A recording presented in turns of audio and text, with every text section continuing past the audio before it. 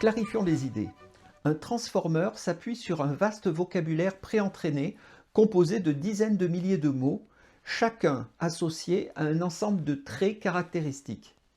Ce vocabulaire est appelé matrice d'imbrication par les spécialistes du domaine. D'autre part, existe dans une session d'usage du GPT une fenêtre de contexte contenant les mots de la phrase en cours de génération.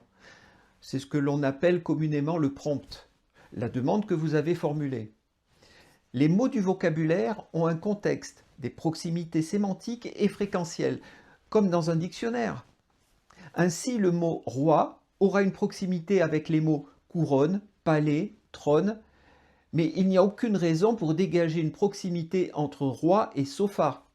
Le transformer, dans ses nombreuses passes successives, dégagera peut-être une telle proximité dans le texte soumis ou généré, et en enrichira le mot roi dans la fenêtre de contexte. En revanche, roi ne sera jamais modifié dans le vocabulaire. Je dois faire ici une remarque essentiellement technique. Le vocabulaire d'un GPT, tout comme la fenêtre de contexte, ne contiennent pas des mots associés à des listes de traits, mais des tokens. Tokens pouvant résulter de la décomposition de certains mots trop complexes, ou rares, ou composés. La différence est technique et n'affecte en rien la nature des concepts fonctionnels. Je continuerai donc à utiliser le terme de mots plutôt que de token.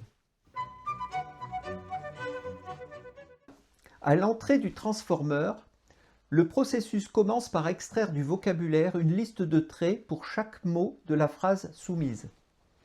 Cette opération est appelée imbrication et les listes résultantes s'appellent vecteurs d'imbrication. Afin de ne pas rentrer dans des considérations mathématiques, je continuerai à parler de listes de traits. L'étape suivante va enrichir ces traits par un chiffrage du contexte de la phrase. C'est l'étape d'attention qui est au cœur du transformer.